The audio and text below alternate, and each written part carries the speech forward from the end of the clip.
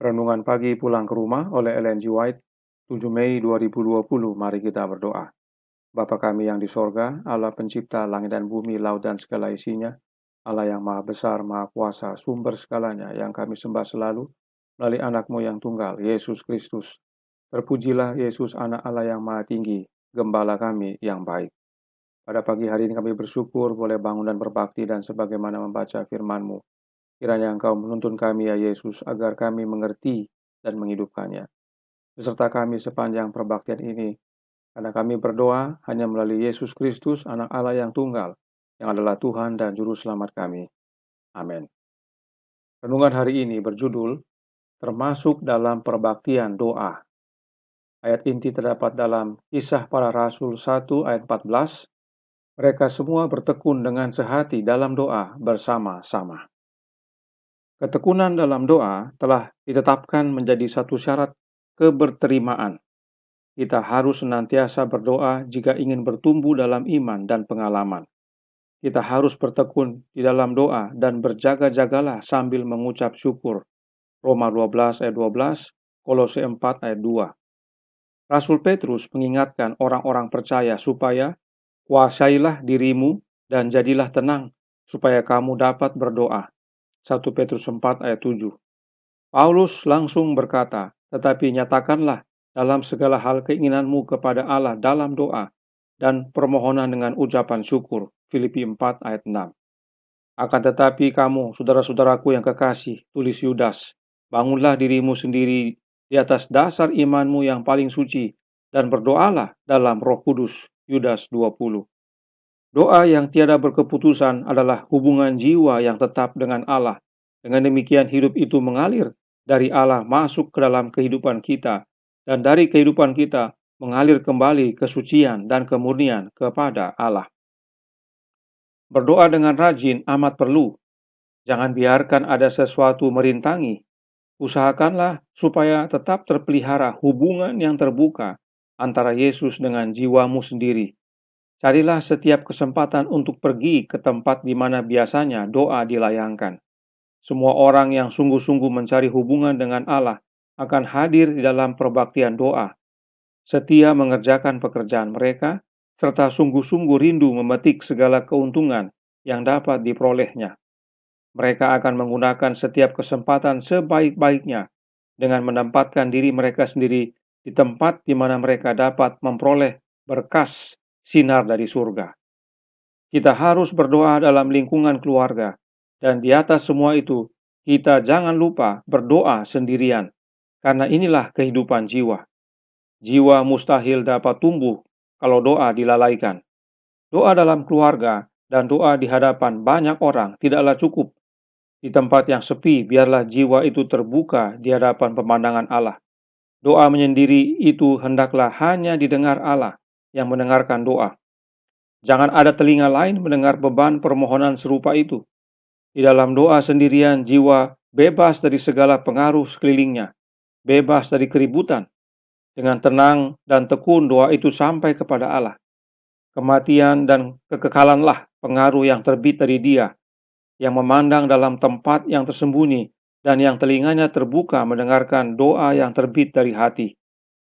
Dengan tenang dan dengan iman yang tulus, jiwa berhubungan dengan Allah, serta mengumpulkan kepadanya sinar terang ilahi untuk menguatkan serta menegakkannya di dalam pergumulan melawan iblis.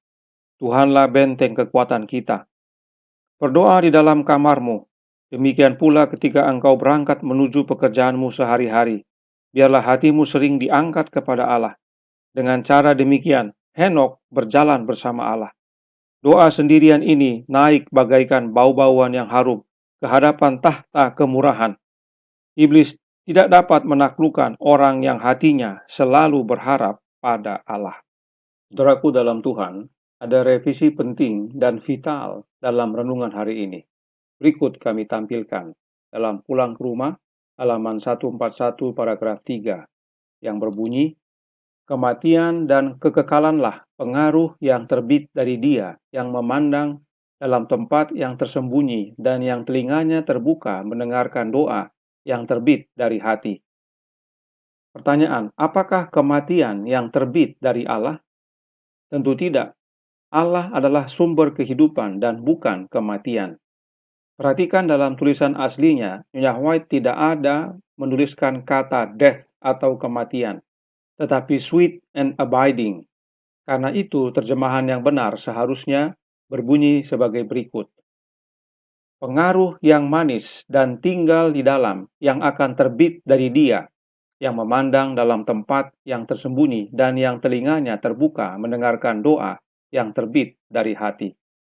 Silahkan saudara sekalian perbaiki dalam buku renungan masing-masing agar pemahaman kita jadi jelas dan benar. Dari Allah lah sumber pengaruh yang manis dan yang tinggal dalam hidup kita. Mari kita lanjutkan. Kata bertekun dalam ayat inti renungan hari ini dalam Alkitab King James berbunyi one accord. Ya. Apakah one accord itu? One accord artinya seia sekata, sepakat. Mereka menjadi satu, dengan kata lain mereka bersatu dan sehati, seia sekata dalam doa bersama-sama. Apakah yang mempersatukan mereka? Counsels for the Church halaman 98 paragraf 4 berkata, perhatikan bahwa setelah para murid datang ke dalam kesatuan yang sempurna, ketika mereka tidak lagi berjuang untuk tempat tertinggi, Roh dicurahkan. Mereka seia sekata. Semua perbedaan telah disingkirkan dan kesaksian yang diberikan kepada mereka setelah Roh diberikan adalah sama. Perhatikan perkataan, adapun kumpulan orang yang telah percaya itu, mereka sehati dan sejiwa. Kisah Para Rasul 4 ayat 32. Roh dari Dia yang telah mati agar orang-orang berdosa dapat hidup menggerakkan seluruh jemaat orang-orang percaya. Jemaat mula-mula dipersatukan dalam roh yang sama. Roh siapa? Roh dari Dia yang telah mati agar orang berdosa dapat hidup. Siapakah Dia itu? Yesus Kristus. Yesus Kristuslah yang telah mati agar kita ditebus dari dosa, agar kita dapat hidup. Jemaat mula-mula menerima kecurahan roh dari Yesus, yaitu roh Kristus yang kudus. Dalam tulisan ini, Nyonya White kutip Kisah 4 ayat 32. Perhatikan penjelasan roh nubuat tentang ayat tersebut berikut ini. Dalam Selected Messages buku 3 halaman 20 paragraf 2 yang berbunyi, ketika Roh Kudus dicurahkan ke atas jemaat mula-mula, kumpulan orang yang telah percaya itu, mereka sehati dan sejiwa. Kisah 4 ayat 32. Roh Kristus menjadikan mereka satu. Ini adalah buah dari tinggal di dalam Kristus. Jelas sekali Nyonya White menyatakan bahwa Roh Kudus yang menyatukan hati dan jiwa jemaat mula-mula adalah Roh Kristus. Roh Kristuslah yang menjadikan mereka satu, dan itu adalah buah atau hasil dari tinggal dalam Kristus. Sebab roh itu adalah getah pokok anggur, dan kita yang adalah ranting-rantingnya menerima getah dari pokok anggur tersebut. Nah, jika demikian, bagaimana dengan pernyataan berikut ini? Dalam Pulang ke Rumah halaman 141 paragraf 1. Akan tetapi kamu, saudara-saudaraku yang kekasih, tulis Yudas, bangunlah dirimu sendiri di atas dasar imanmu yang paling suci, dan berdoalah dalam Roh Kudus. Yudas 20. Dalam tulisan aslinya, Nyonya White kutip sampai ayat 21 yang berkata, peliharalah dirimu demikian dalam kasih Allah. Nah, Yudas menasihatkan untuk berdoa di dalam Roh Kudus. Apakah Roh Kudus ini berbeda dengan Roh Kristus? Mari kita baca yang Yohanes tulis dalam Injilnya. Yohanes 16 ayat 26. Pada hari itu kamu akan berdoa dalam namaku, dan tidak aku katakan kepadamu bahwa aku meminta bagimu kepada Bapa. Pada hari apa yang Yesus maksudkan? Pada hari Pentakosta. Apa maksudnya? Pada hari Pentakosta, Yesus dimuliakan di sorga, diurapi menjadi imam besar kita di hadapan Bapa. Yesus menjadi pengantara kita. Baca juga Ibrani 1 ayat 8 dan 9 serta Kisah 2 ayat 32 dan 33 tentang pemuliaan Yesus.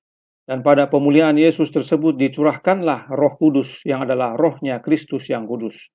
Baca juga Yohanes 7 ayat 38 dan 39. Inilah hubungannya. Kita berdoa di dalam nama Yesus oleh karena Yesuslah pengantara kita di hadapan Bapa. Doa-doa kita dipanjatkan dalam nama Yesus agar tiba kepada Bapa, sebab Dialah satu-satunya jalan kepada Bapa. Yohanes 14 ayat 6. Mari kita baca kembali cuplikan Renungan Pagi Bapa Kita Peduli tanggal 8 Juni 2019 tentang Yesus, pengantara pribadi kita. Bapa Kita Peduli halaman 172 paragraf 2 yang berkata, Kristus menyatakan dirinya pengantara kita. Ia ingin kita mengetahui bahwa Ia dengan penuh kasih bersedia menjadi pengganti kita.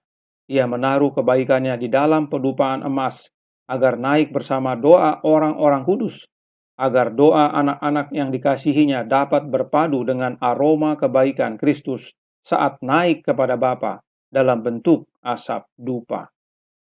Ya, jadi Yesuslah pengantara kita, Dia sendiri yang menyatakan, dan melalui Dialah doa-doa kita naik kepada Bapa. Dan masih dalam halaman yang sama, Nyonya White lanjutkan, Bapa Kita Peduli halaman 172 paragraf 3.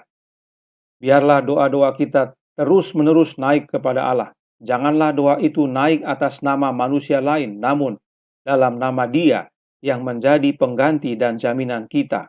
Kristus telah memberikan namanya untuk kita gunakan. Artinya, hanya dalam nama Yesus doa-doa kita bisa sampai kepada Bapa. Karenanya Yudas berkata, berdoa di dalam Roh Kudus tentunya bukan dalam oknum lain atau nama lain. Itu adalah dalam rohnya Kristus itu sendiri, sebab hanya melalui Kristus doa kita bisa sampai kepada Bapa. Suara Kristus yang selalu didengar oleh Bapa dan oleh jasa-jasa pendamaian Kristus, doa kita menerima jawabnya. Lihat kembali pelajaran sebelumnya. Itulah sebabnya renungan hari ini menyatakan dalam Pulang ke Rumah halaman 141 paragraf 2 yang berbunyi, berdoa dengan rajin amat perlu. Jangan biarkan ada sesuatu merintangi. Usahakanlah supaya tetap terpelihara hubungan yang terbuka antara Yesus dengan jiwamu sendiri. Nah, jika hubungan kita harus terbuka dengan Yesus dan jangan ada yang merintangi, artinya berdoa di dalam Roh Kudus adalah berdoa di dalam Kristus melalui Roh-Nya yang kudus. Sebab jika Roh Kudus ini adalah oknum lain yang bukan Yesus, maka kita bukan lagi terhubung dengan Yesus. Oknum lain yang bukan Yesus itu bahkan menghalangi kita berhubungan dengan Yesus. Ingat, pengantara kita hanya satu, yaitu Yesus Kristus. Inilah pengalaman jemaat mula-mula. Mereka sehati dalam doa bersama-sama oleh karena Roh Kristus ada dalam hati mereka. Hubungan mereka terbuka dengan Kristus dan tidak ada yang menghalangi. Sebab Roh Kudus yang mereka terima adalah Yesus Kristus itu sendiri. Tidak heran Nyonya White pernah menuliskan dalam surat nomor 66 tahun 1894 paragraf 18 yang berkata, tidak aman untuk menangkap roh dari yang lain. Kami mau Roh Kudus yang adalah Yesus Kristus. Karenanya, baik dalam kelompok, keluarga, dan doa-doa pribadi, biarlah kita berdoa hanya di dalam Kristus melalui kehadiran Roh-Nya yang kudus di dalam namanya, nama Yesus Kristus. Tuhan memberkati, saya bawa dalam nama Yesus. Amin. Mari kita berdoa. Bapa kami yang di sorga, Allah pencipta langit dan bumi, laut dan segala isinya, Allah yang maha besar, maha kuasa, sumber segalanya, yang kami sembah selalu melalui anak-Mu yang tunggal, Yesus Kristus. Terima kasih atas nasihat pagi hari ini, agar kami selalu berdoa hanya dalam nama Yesus. Dan itu agar meminta Roh-Nya yang kudus. Sebab dengan Roh-Nya yang kudus, yaitu Roh Kristus, kami terhubung selalu, mempunyai hubungan yang terbuka dengan Dia. Sebab Dialah satu-satunya jalan agar doa kami sampai kepada Bapa. Dan inilah yang mempersatukan kami, yaitu Roh-Nya, agar kami semua sebagai umat-Mu yang di zaman akhir ini sehati dalam doa bersama-sama, dimanapun kami berada, kepada Bapa. Tolong kami ya Bapa sepanjang hari ini, kehendak-Mu yang jadi, ampunkan kami akan dosa dan salah, karena kami berdoa hanya melalui Yesus Kristus, Anak Allah yang tunggal, yang adalah Tuhan dan Juru Selamat kami. Amin.